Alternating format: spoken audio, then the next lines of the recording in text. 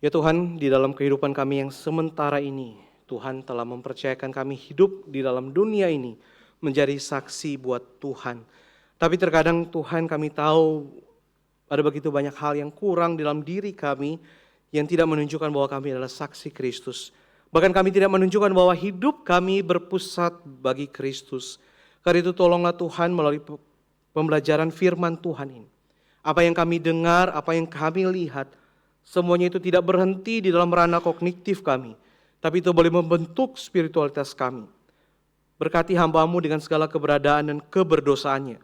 Kiranya Tuhan yang pimpin dan pakai sebagai alat untuk memberitakan kebenaran firman Tuhan. Berbicara Tuhan bagi setiap kami. Dalam nama Tuhan kami, Yesus Kristus kami berdoa. Amin. Silakan duduk Bapak Ibu.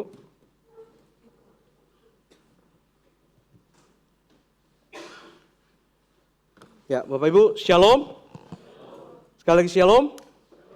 Puji Tuhan, hari ini dalam ibadah gabungan kita akan bersama-sama merenungkan satu bagian firman Tuhan, yaitu bukan karnalitas melainkan Kristus. Mari kita akan membuka satu bagian firman Tuhan di dalam Kolose 3 ayat yang pertama hingga yang ke-11. Tetapi kita akan membacanya sampai di ayat yang ke-7 saja. Kolose 3 ayat yang pertama hingga yang ke-7.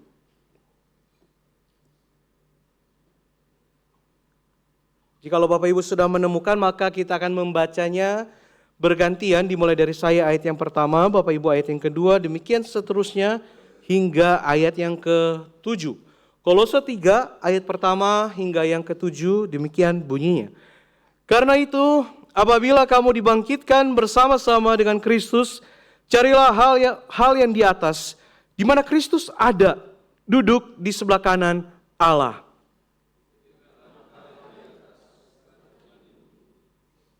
Sebab kamu telah mati dan hidupmu tersembunyi bersama dengan Kristus di dalam Allah.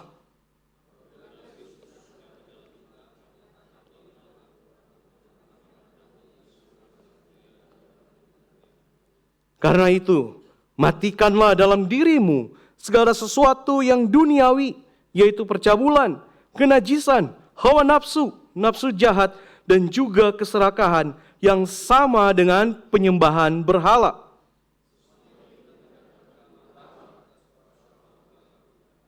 Dahulu kamu juga melakukan hal-hal itu ketika kamu hidup di dalamnya. Sedemikian jauh pembacaan firman Tuhan kita, Bapak Ibu. Bapak Ibu, mungkin kalau saya bisa katakan, pekerjaan iblis yang paling nampak atau yang paling mungkin kita takuti adalah ini, demon possession. Mengapa demikian? Karena ketika kita melihat satu peristiwa demon possession, ada satu orang yang sepertinya mempunyai kekuatan supernatural, ya, udah menggila lah istilahnya. Dipegang oleh banyak orang, tetapi dia dapat mementalkan semuanya itu. Ada yang melihat orang itu bisa merangkak ke tembok-tembok. Ada yang melihat bahwa orang ini bisa berkata-kata yang aneh, yang mengerikan. Wajahnya tampak, wah seram sekali Bapak Ibu. Dulu ada peristiwa di mana demon possession ini saya dan teman-teman remaja pada waktu itu melihat sendiri, ya. Waktu itu ketika kami lagi pergi, kami pengen mampir ke gereja. Waktu lihat-lihat di gereja, kenapa gereja ini lagi heboh? Ada demon possession. Nggak tanggung-tanggung. 2 orang sekaligus terjadi di saat yang bersamaan. Dan lucunya, kami semuanya ada di mobil, baru masuk di parkiran gereja. Kita lihatin semua apa yang terjadi pada waktu itu. Orang heboh, tahan kiri kanan, ya doa segala macam. Terus saya nanya di dalam mobil, kalian siap nggak kalau turun dengan gereja yang lagi ada orang kesurupan? Nggak siap kok, nggak siap. Nggak siap semua, ayo kita mundur, kita pulang. Jadi kita semua pulang Bapak Ibu, kita meninggalkan, kita tidak membantu sama sekali orang-orang yang sedang menghandle orang yang kena demon possession. Tapi bagi saya, mungkin ini adalah sesuatu yang menakutkan jikalau itu terjadi. Bayangin, lagi khotbah sekarang terus tiba-tiba ada yang kesurupan di sini. Batal langsung khotbahnya pasti. Ya, semua pasti kocar-kacir. Karena pekerjaan ini terlihat dengan jelas. Sangat nyata. Kita pikir ini adalah sesuatu yang mengerikan karena iblis seakan-akan menggerakkan atau mengontrol orang tersebut untuk melakukan apa yang iblis ingin lakukan. Namun bagaimana dengan realita zaman sekarang? Berapa banyak sih kita mengalami demon possession? Berapa banyak sih kita melihat orang-orang yang kesurupan di zaman sekarang? Khususnya dalam konteks kota besar seperti kita. Hampir-hampir tidak pernah. Jarang sekali. Ya. Tetapi kita tidak bisa memungkiri bahwa iblis itu pintar. Bagi orang-orang di konteks seperti kita pada saat ini, mungkin bagi iblis tidak perlu demon possession yang seperti itu. Tetapi dia meng-create sesuatu, yaitu demon obsession. Di mana setiap manusia-manusia modern yang tinggal dalam kota-kota di sekitar kita, semuanya tidak terlihat seperti kerasukan. Tetapi sebenarnya seluruh kehidupan mereka sedang dikontrol dan dikuasai oleh iblis. Kita lihat tren zaman sekarang. Ya, gaya hidup zaman now. Kalau di Alkitab kita bisa melihat ada yang namanya hedonisme, ya. Orang-orang yang dengan gaya hidup hedonisme, makan sepuas-puasnya, ya, mengenyangkan diri mereka, memuaskan kebutuhan diri mereka. Tapi zaman sekarang itu semuanya diperhalus. Seakan-akan semuanya it's fine untuk dilakukan. Hedonisme zaman sekarang itu bahkan bisa dilakukan dengan hanya sentuhan jempol, Bapak Ibu. Pernahkah Bapak Ibu membeli sesuatu yang sebenarnya Bapak Ibu nggak butuh? Ya, karena ke-distract, ya, terpancing dengan iklan. Wah, murah. Nanti pasti butuh kok. Beli aja. Ya, pas beli nggak kepake-pake sampai zaman sekarang. Kemudian berapa banyak dari kita yang mengeluarkan uang, membeli suatu barang, suatu tempat, hanya untuk semata-mata agar kita merasakan suatu kepuasan. Sekarang iPhone kalau nggak salah udah sampai iPhone 17 ya. Lama-lama iPhone 20 abis ini ya. Udah iPhone 17. Dulu kita pakai iPhone 11. Kita bilang apa? Ini paling bagus lah. Akan bertahan lama di genggaman saya. Saya nggak butuh upgrade. Beberapa bulan kemudian muncul 12, 13, selalu merasa kurang. Mau yang terupdate, mau yang terbaru. Begitu dapat, ternyata gak butuh-butuh amat. Ya, gak butuh-butuh amat. Dengan secara tidak sadar, kita sedang dikuasai dengan satu pikiran. Kalau kita punya sesuatu yang terbaru, yang paling bagus, kita akan puas kehidupan kita. Bapak Ibu, bukankah ini sudah mendekati atau saya bisa katakan ini adalah hedonisme zaman sekarang. Bagaimana juga dengan orang-orang yang mengatakan gaya-gaya hidup seperti ini adalah self-healing. Berapa banyak orang yang main ya mini tenis ini ya, apa namanya? Padel ya zaman sekarang.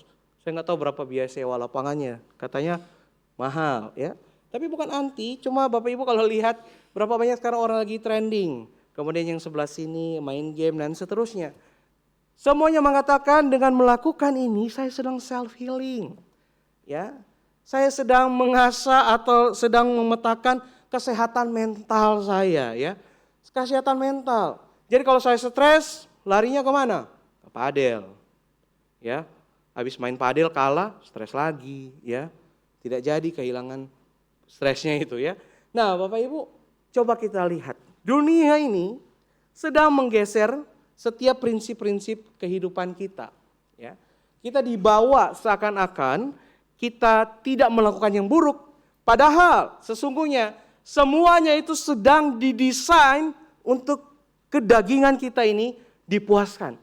Semua hal di dalam dunia ini sedang menciptakan, you harus memenuhi kebutuhan daging. Baru kamu bisa bahagia. Baru kamu bisa terpuaskan di dalam dunia ini. Anyway, dari manakah pengaruh-pengaruh seperti ini datang? Dari manakah hasrat-hasrat seperti ini datang mendorong kita? Beli ini, beli itu, ya pergi sana, pergi sini, self-healing. Yang penting saya puas. Bukankah ini kedagingan versi modern zaman sekarang? Karnalitas itu sama dengan carnality, ya. Sama, diterjemahkan secara bebas dari kata karnaliti, yaitu artinya sama-sama adalah kedagingan Bapak Ibu. Jadi hari ini kita akan melihat satu tema yang mengatakan bukan kedagingan, melainkan Kristus. Tetapi di zaman sekarang, ya kita lihat tadi itu, banyak fenomena demi fenomena yang terjadi, yang kita tanpa sadar sedang menggiring kita untuk memuaskan kedagingan kita. Ini adalah satu kenyataan yang mengatakan kita sebenarnya terlihat fine, tidak dirasuki iblis, tetapi bertindak seperti dikuasai iblis. Berapa banyak daripada kita yang bisa seperti ini? Kelihatannya baik-baik saja, tapi semua tindakan-tindakan kita hanyalah menunjukkan kita sedang dikuasai oleh iblis. Bapak Ibu, sesungguhnya manusia itu punya satu kegelisahan. Ya. Satu kegelisahan tentang apa yang mengontrol dirinya sendiri. Kalau Bapak Ibu melihat bagian ini adalah cakra.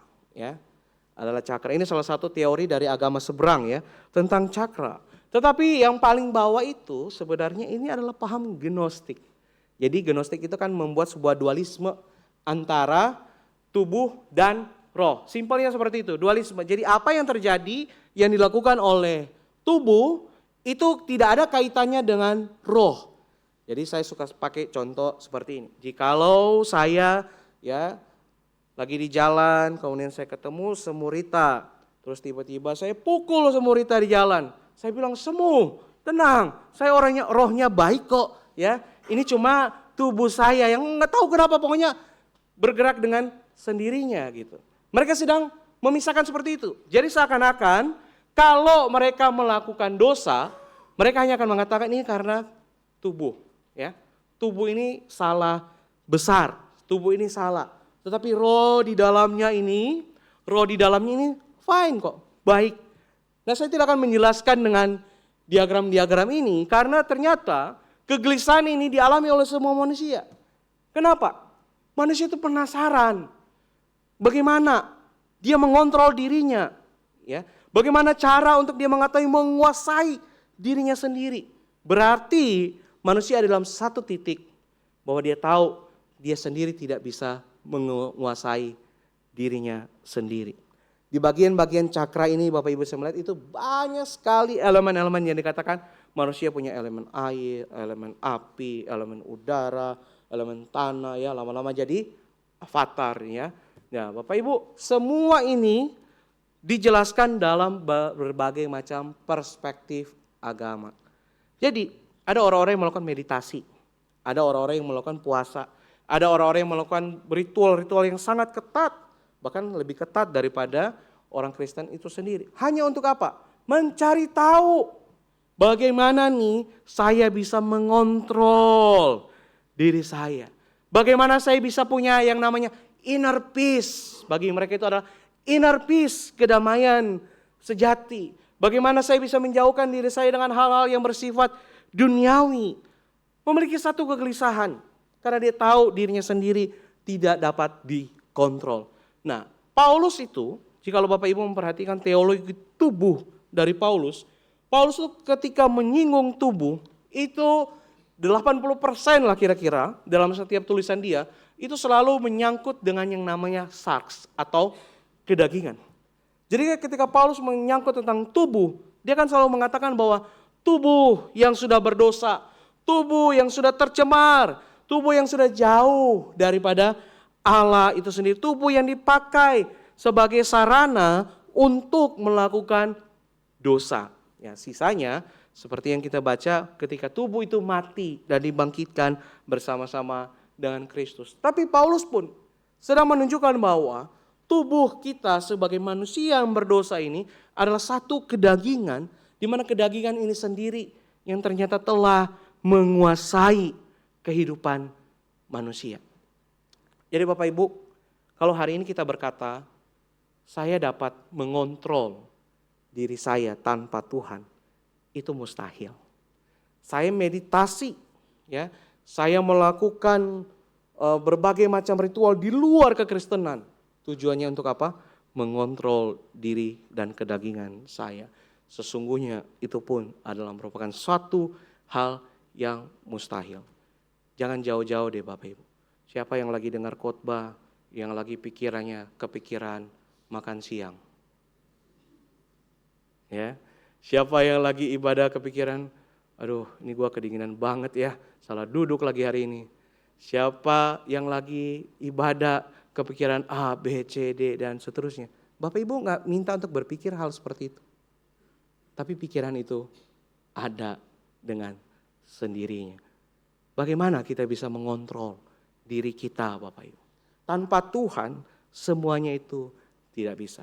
Karena itu Paulus ketika menekankan tentang manusia baru, dia memakai satu frasa yaitu karena itu matikanlah dalam dirimu segala sesuatu yang duniawi.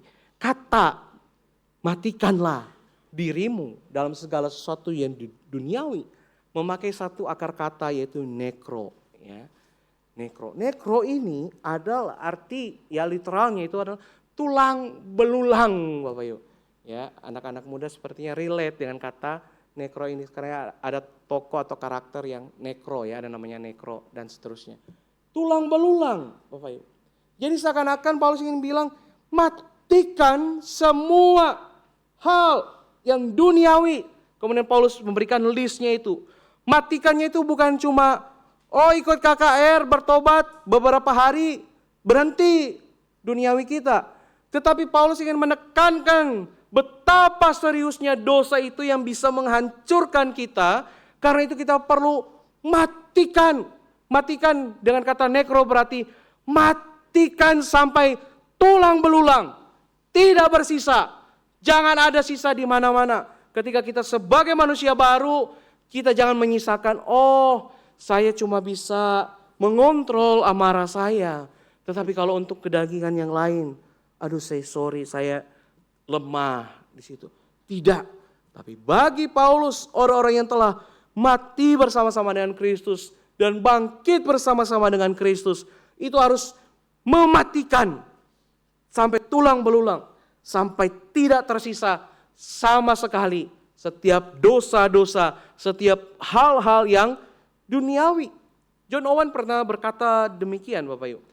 Be killing sin, or it will be killing you. Hari ini banyak orang yang merasa melakukan dosa itu is fine. Ya, melakukan dosa, melakukan pelanggaran, apapun itu. Kita merasa it's fine, gak apa-apa, gak masalah. Tapi tanpa terasa, dosa yang merasuk di dalam kehidupan kita itu akan terus-menerus menggerogoti kita sampai kita itu benar-benar hancur Bapak Ibu. Bapak Ibu kalau mungkin punya kalau saya sebutkan satu dosa tertentu yang hari ini menjadi struggle Bapak Ibu. Coba ingat-ingat, kapan pertama kali Bapak Ibu melakukan itu?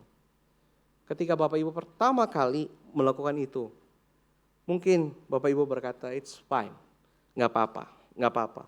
Tapi ternyata sampai sekarang, itu Bapak Ibu seakan-akan tidak bisa lepas daripada semuanya itu. Bahkan semuanya itu makin menjadi parah Bapak Ibu. Ada dua konsekuensi di mana dosa itu bisa membunuh kita. Pertama, bisa jadi itu adalah konsekuensi medis. Baik dalam pikiran, baik dalam tubuh kita. Itu akan mungkin tidak terlihat, tapi itu bisa terjadi di dalam kehidupan kita. Anytime, kapanpun Tuhan mengizinkan konsekuensi itu terjadi. Tetapi yang lebih mengerikan daripada itu, ketika kita sudah mati rasa ke gereja, gak ada rasa lagi apa-apa. Karena kita lebih cenderung melakukan kedagingan kita. Kita nyanyi kepada Tuhan, mati rasa. Kita berdoa kepada Tuhan, kita juga mati rasa. Karena ternyata yang lebih banyak menguasai kita adalah dosa, adalah kedagingan itu yang terus-menerus kita tidak lepaskan dalam kehidupan kita. Kata Paulus, oleh karena itu, kalau kamu dibangkitkan bersama dengan Kristus, carilah perkara yang di atas, di mana Kristus ada, duduk di sebelah kanan Allah. Saya meng-highlight satu kalimat oleh karena itu atau karena itu. Mengapa demikian Bapak Ibu? Di Kolose pasal 3 ini, merupakan satu konklusi di mana kalau manusia, kalau orang-orang Kolose itu, mereka mau berbalik dari setiap filsafat palsu yang kosong, yang mengutamakan kepada diri sendiri, pemuasan kepada diri sendiri, pemujaan kepada berhala, atau apapun itu yang mereka anggap itu baik dan benar. Namun ketika mereka telah menganggap Kristus atau menjadikan Kristus sebagai satu-satunya Tuhan di dalam kehidupan mereka, oleh karena itu. Jadi perkataan oleh karena itu merujuk dua pasal yang sebelumnya, baik dari pasal 1 sampai pasal kedua yang berbicara tentang supremasi Kristus. Bahkan pada kenyataannya Kolose ini keseluruhannya berbicara tentang supremasi Kristus di dalam berbagai aspek.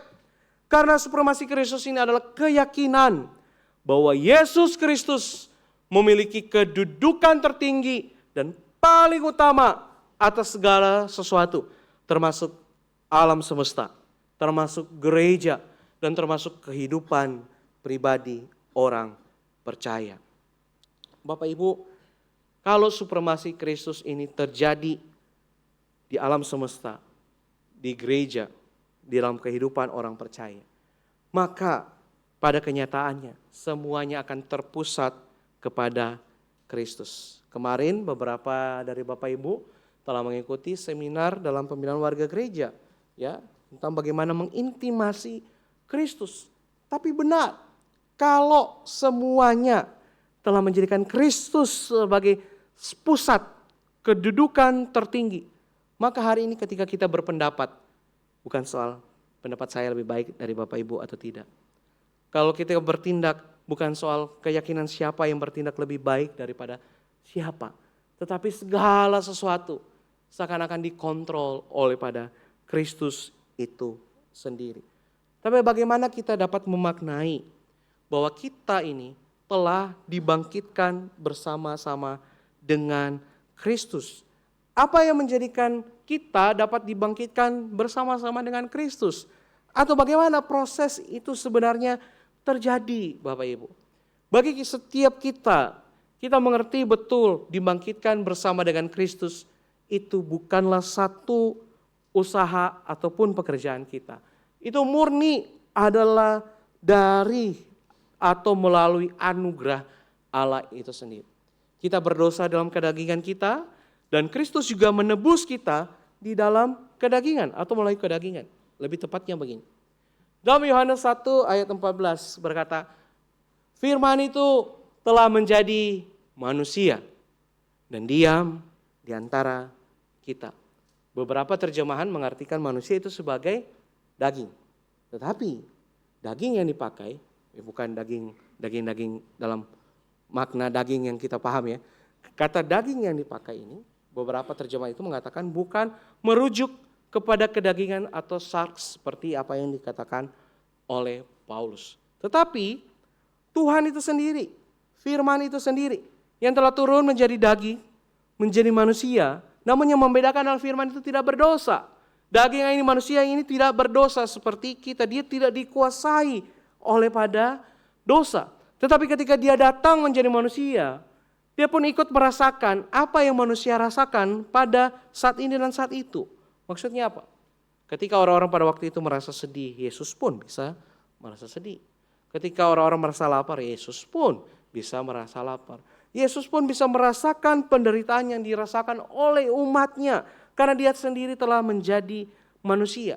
Jadi melalui dia menjadi daging inilah dimulailah proses anugerah keselamatan itu di dalam kehidupan manusia. Dan ketika dia menjadi daging ini memberikan satu gambaran, contoh manusia sejati ciptaan Allah. Bapak Ibu, di tempat ini tidak ada satupun manusia sejati ciptaan Allah. Sorry to say, gak ada. Bapak Ibu mau punya kedudukan setinggi apapun, achievement sebanyak apapun, tidak ada yang akan menjadikan Bapak Ibu manusia sejati ciptaan Allah. Maksudnya sejati ciptaan Allah seperti Adam, first Adam, ya, pertama kali diciptakan dengan benar-benar perfect, tanpa dosa. Namun ketika Yesus menjadi daging, menjadi manusia, berjalan di tengah-tengah dunia yang berdosa ini, Yesus sudah memberikan satu contoh. Ini loh, ada manusia sejati. Ini loh, seharusnya kalian seperti Yesus. Seharusnya manusia itu seperti ini, dikuasai oleh Allah, bukan dikuasai oleh kedagingan ataupun dosa kita. Orang yang benar-benar mencerminkan gambar dan rupa Allah. Bukan seperti saat ini. Ketika kita melihat kenyataan dalam dunia ini, seringkali kita melihat gambaran Allah yang sudah rusak. Sudah rusak itu kepada sesama kita. Tapi ketika Yesus hadir di tengah-tengah dunia, Yesus telah memperlihatkan contoh the true Adam itu seperti apa, Bapak Ibu. Dan di dalam pengorbanan yang dilakukan oleh Kristus, ketika dia telah menjadi daging, dalam manusia inilah dia mengalami penyalipan, dia mengalami kesengsaraan, bahkan yang terlebih khusus dia mengalami keterpisahan dengan Allah. Untuk apa? Menebus kita daripada dosa kita di dalam kedagingan kita itu sendiri. Jadi Bapak Ibu, melalui salib Kristus telah mematahkan semua kuasa dosa, semua kuasa kedagingan, semua kuasa kematian telah dipatahkan di dalam salib Kristus. Jikalau kita memaknai salib Kristus ini, jikalau saya dan engkau benar-benar berjumpa, encounter dengan salib Kristus ini, maka Bapak Ibu, no excuse buat setiap dosa dan pelanggaran kita. Kita tidak bisa bilang, aduh terlalu susah untuk meninggalkan semua dosa saya, ini sudah terlalu lama. Karena kuasa Kristus telah mematahkan kuasa dosa ini. Kita nggak bisa bilang, aduh saya sudah berkecimpung di dalam dosa ini begitu lama, saya nggak bisa bertobat. Itu tidak bisa Bapak Ibu. Karena kuasa Kristus itu sudah mematahkan semua kedagingan dan bahkan semua kuasa kematian itu tidak berkuasa atas saya dan saudara lagi. Bapak Ibu, oleh karena itu kamu dibangkitkan, ya, saya dan saudara dibangkitkan bersama dengan Kristus. Maka kita diajak untuk carilah perkara yang di atas, di mana Kristus ada duduk di sebelah kanan Allah. Bapak Ibu, perkataan ini adalah sebuah perkataan yang dimana menunjukkan saya dan saudara sebagai orang yang percaya kita menjadi satu di dalam penyelamatan Kristus. Inilah satu istilah yang disebutkan dengan union with Christ. Ya, kita menjadi satu dengan Kristus. Kita mati bersama-sama dengan Kristus dan kita juga dibangkitkan bersama-sama dengan Kristus. What happened to Christ happened to believers. Apa yang terjadi pada Kristus di dalam proses penyalipan itu terjadi juga kepada orang-orang percaya. Jadi kalau Kristus telah mematikan kuasa dosa, itu juga terjadi kepada saya dan saudara. Kalau kita bisa menang, dibangkitkan, Kristus bangkit daripada kuasa kematian itu, saya dan saudara pun juga demikian. Dan berikutnya, union with Christ itu berkata kita mendapatkan satu blessing from Jesus. Maksudnya apa? Blessing ini apa? Berkat itu adalah keselamatan itu sendiri. Setiap orang yang beriman hanya melalui Yesus Kristus di dalam pertolongan Roh Kudus. Inilah satu blessing yang tidak bisa didapatkan di dalam usaha kita. Nggak bisa Bapak Ibu. Inilah satu blessing yang kita dapatkan dengan cuma-cuma. Kita juga nggak bisa bayar. Kita bahkan tidak mampu membayarnya. Tapi Kristus mati dan bangkit untuk memberikan blessing itu bagi setiap umat percaya. Dan berikutnya, union with Christ, kita memperoleh yang namanya transformative power. Ya. Ada satu kekuatan yang membuat kita bisa bertransformasi, Bapak Ibu. Bertransformasi. Jadi di momen engkau dan saya pertama kali berjumpa dengan Kristus, di momen itulah engkau punya transformative power. Di saat itulah engkau bisa berubah. Di saat itu pun engkau mendapatkan satu kekuatan yang bisa menolak semua ajakan-ajakan duniawi ini. Bahkan transformative power ini memampukan kita untuk discerning. Maksudnya apa discerning? Discerning itu adalah membedakan mana kehendak Tuhan, mana yang memuaskan saya. Hal ini Bapak Ibu secara spiritual didapatkan di dalam kehidupan orang percaya. Memang bisa dijelaskan secara teoristik, tetapi transformative power dalam discerning ini itu terjadi person by person di dalam kehidupan kita. Setiap kita saya percaya punya pergumulan, ya, punya satu hal yang kita berupaya untuk melepaskannya. Mungkin saat-saat ini kita bertanya, kalau begitu saya sudah percaya sungguh-sungguh kepada Tuhan. Saya rasa sudah menyatu union with Christ dengan Tuhan. Tetapi kok yang satu ini masih belum ya. Tapi Bapak Ibu perhatikan, di manakah hati Bapak Ibu terorientasi? Apakah hari ini hati Bapak Ibu terorientasi hanya untuk memuaskan diri saya, dan saya?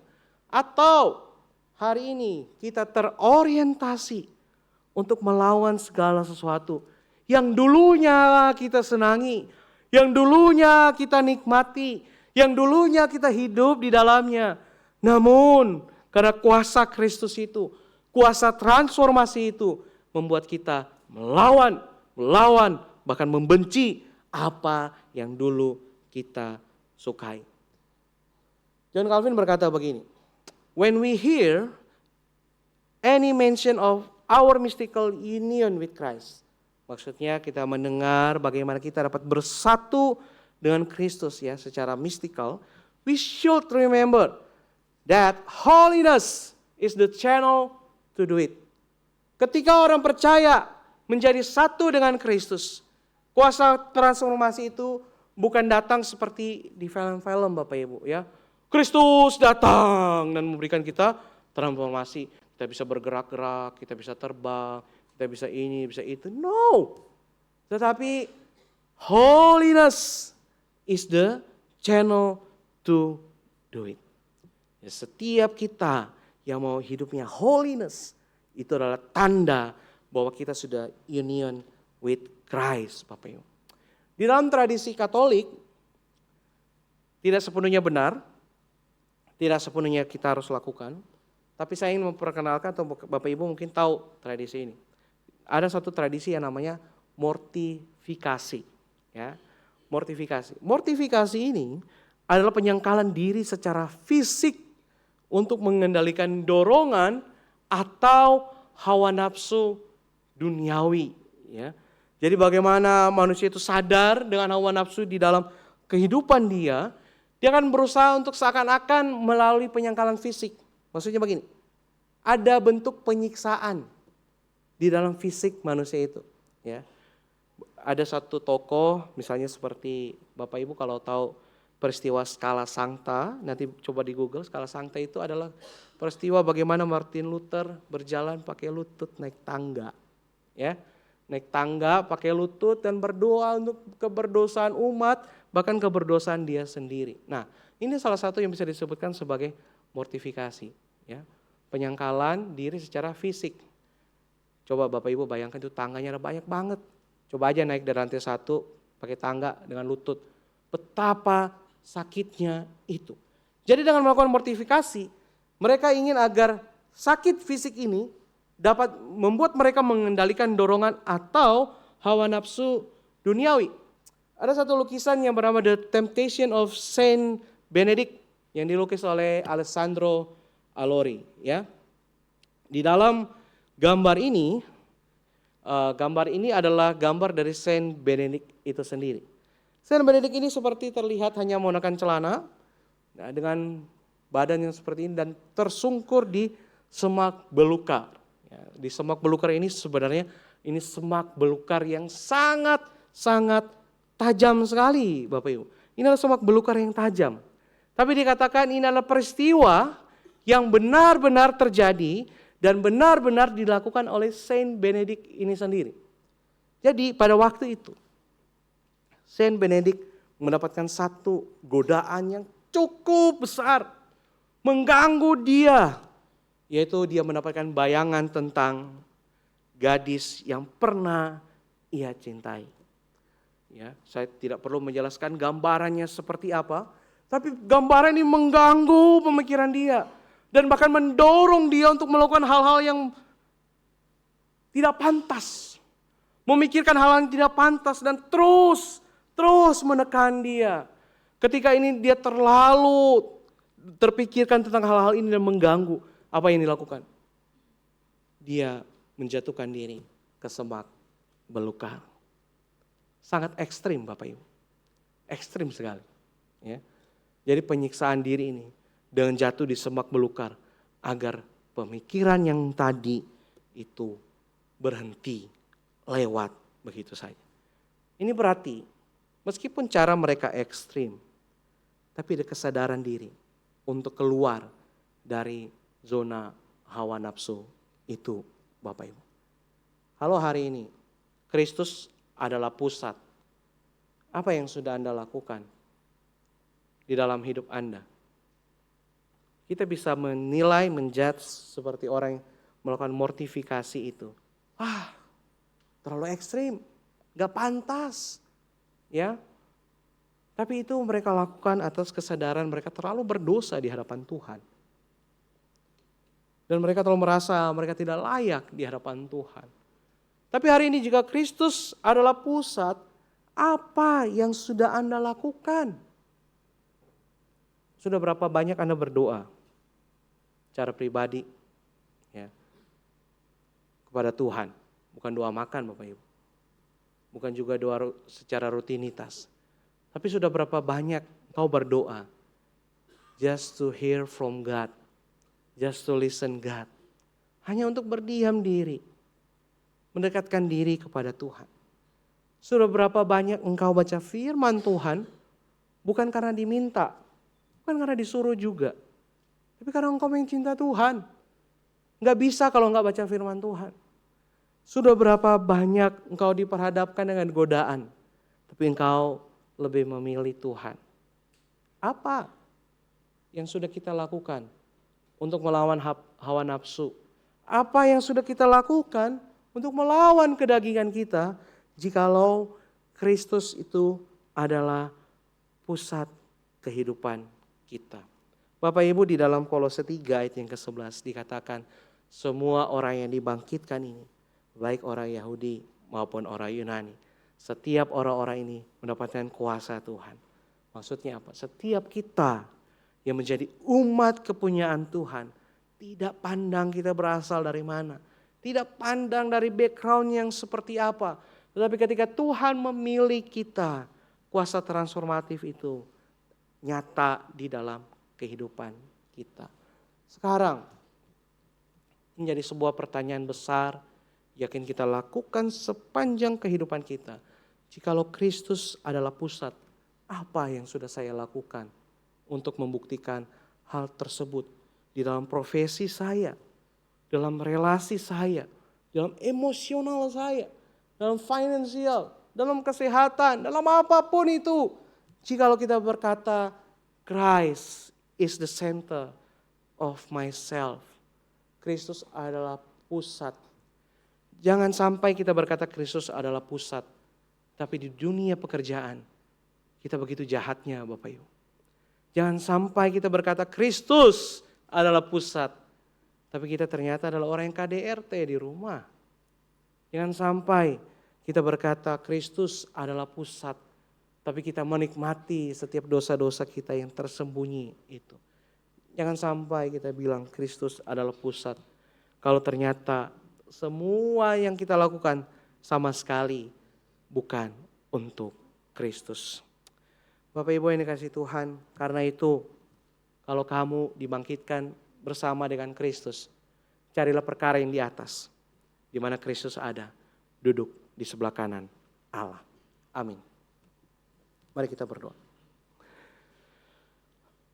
Ajarkan kami Tuhan untuk selalu mengingat bahwa kami adalah umat Tuhan yang telah dibangkitkan bersama dengan Kristus. Karena itu Tuhan tidak ada excuse bagi kami dalam setiap kedagingan diri kami. Karena setiap kuasa kedagingan itu telah mati karena pengorbanan Kristus. Tidak ada lagi yang membelenggu kami Tuhan. Karena itu Tuhan mampukan kami. Kami akan selalu berjalan dengan kuasa transformatif dari Kristus yang akan menolong kami untuk kami bisa discerning mana yang merupakan kehendak Tuhan dan mana yang bukan. Tolong kami Tuhan, hingga sampai nanti kami berjumpa muka dengan Tuhan. Maka Tuhan akan mendapati kami adalah hamba-hamba Tuhan yang setia berjalan bersama dengan Tuhan. Ini doa kami Tuhan. Dalam nama Tuhan kami Yesus Kristus kami berdoa. Amin.